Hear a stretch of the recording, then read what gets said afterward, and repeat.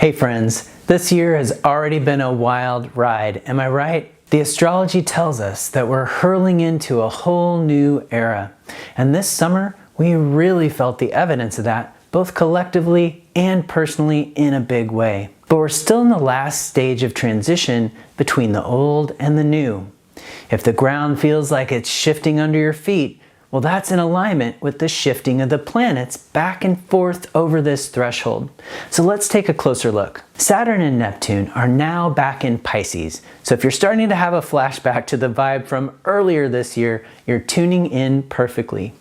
Saturn and Neptune in Aries gave us a taste of forward momentum into new territory, even if it came with a lot of discomfort and friction. But Saturn and Neptune moving back into Pisces can correlate with a feeling of being pulled right back into overwhelm. You might be thinking, what do I do now? And why is this happening in the first place?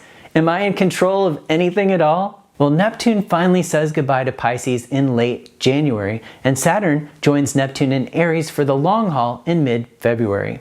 Until then, it's probably good advice to accept this as a time of transition. What can you surrender, accept, or stop doing in preparation for the next phase shift? If you have planets in late mutable degrees, well, you're on duty for some concentrated focal work from now through the beginning of next year. Well, what could that look like? You might remember that we're under the influence of the Saturn-Neptune conjunction too. Well, this aspect's going to be exact in early next year, so you can get clues about what to let go of by reflecting on the meaning of this conjunction. One common gateway experience under Saturn-Neptune is disillusionment. If you can relate, follow your feelings of disappointment to the source. Was there a pipe dream or unrealistic ideal that brought you to this moment? Well, maybe it's time to let go of the dream and start to see the situation more clearly. And there's a bit more to consider. Uranus is also in transition and heads back into Taurus for one last stint beginning on November 7th. It'll stay there through late April. By May, the new era is fully locked in, with all of the outer planets finally settled into their new signs, and Saturn fully committed to its new cycle in Aries. When we had our preview with Saturn and Neptune in Aries this summer, you may have had the experience of seeing a new possibility and maybe even taking steps to get there, only to find that you're now facing some setbacks. Maybe you're experiencing hurdles that you didn't anticipate, or maybe you're being pulled back into an old story that you were desperately trying to move on from. If that's the case, first, don't panic. The new story is still there waiting for you. It's just that you need to tie up some loose ends first. For those of you with planets or angles in the late fixed signs, Uranus is giving you one more opportunity to step into higher octane authenticity. If you're being asked to break out of a rut, even if it's a rut you're really comfortable in, check your internal compass. You'll know if you need to ride those waves of change by how you're feeling. Pay attention to the signs and signals around you. Disruption can always feel uncomfortable and destabilizing. But what if there was something even better just around the corner that fit you even better, and you need to break free from old restrictions in order to be available for it? Turning our attention to Jupiter, Jupiter's been sprinting its way through Cancer in 2025, having already made it to 24 degrees Cancer as we speak. Jupiter will station retrograde this month at 25 degrees Cancer on November 11th. Jupiter retrograde encourages internal reflection and review of our beliefs, goals, and even our life direction. This means that by the time Jupiter goes direct again, you may change course with your vision, perhaps in a big way, or maybe in a small way that still marks a profound shift in purpose or meaning. This Jupiter retrograde cycle, which goes through the first week of March, is an excellent time for study, religious or spiritual exploration, or personal development aimed at connecting more authentically with your own guiding vision, your reason for living. Find the house in your chart with Cancer on the cusp for clues about where to focus your attention on this Jupiter retrograde opportunity. Are you being invited to grow in that area or to expand your sense of potential there?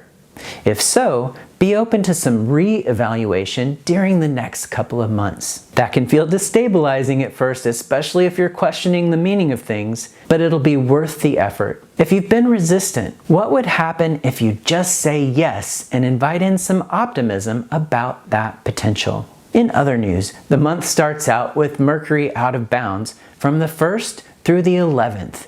Then on November 9th, Mercury stations retrograde at 6 degrees Sagittarius. This means for 2 days, Mercury is going to be retrograde and out of bounds at the same time. Now, being out of bounds amplifies Mercury's ability to do its thing in a more unencumbered way. So it's great for problem solving or for stimulating conversations. In Sagittarius, we might wax philosophical in wonderful ways.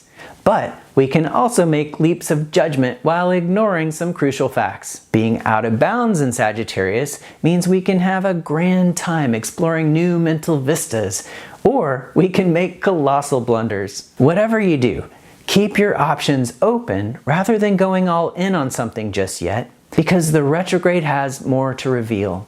By the time Mercury goes direct in Scorpio on November 29th, you might find you've changed your perspective in important ways. Now pay attention to an important turning point midstream in Mercury's retrograde cycle for some clues. This happens on November 20th when Mercury makes its inferior conjunction with the Sun right in the middle of the retrograde cycle at 28 degrees Scorpio. Now you might find clarity just starts to emerge on that day or shortly after. That wild idea that you started out with at the beginning of the month might prove to be a little too out there, or it might be right on track, but it just needs some refinement or adjustment to make it of real value. If you have planets at these key degrees, 6 mutable, 20 or 28 fixed, pay special attention to this Mercury retrograde cycle in November of 2025. But there's even more to Mercury's story this month, because starting on November 4th, Mars joins Mercury in Sagittarius and they hang out together for several days while Mercury's also out of bounds. So expect to witness some bold feistiness, certainly in the collective, but also in your personal sphere. And if your Sun or Moon or Ascendant ruler is in early Sagittarius, the call is coming from inside the house.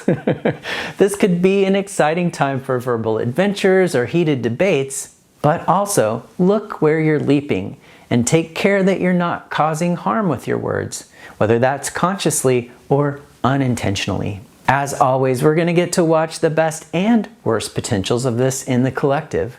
The daily headlines are a good place to look for correlations if you want to do some of your own research. By the end of the month, Mercury will make a conjunction to Venus in Scorpio, which is in range starting around November 23rd, so mark that date. This is a good time to have a much needed deep conversation with the aim at smoothing things over, or maybe renewing your connection with somebody that you may have made a blunder with earlier in the month. It's also a great period for writers, as it gives access to eloquence and artistry with words.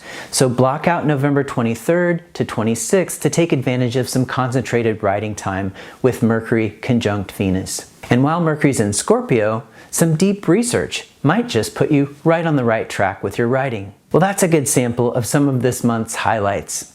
But let me tell you about some of the exciting webinars and classes on offer at AU this month. Demetra George kicks the month off with part 2 of an original webinar series exploring the complex myths related to Circe and Medea. The next weekend, Mark Jones gives us a healing perspective on Uranus and Gemini, with a focus on how this transit consistently coincides with revolutionary changes in human communication. Tune in to get a sense of the possibility for liberating change, both personally and in the collective. Kelly Surtees launches her popular annual online course for planning the year ahead on November 10th.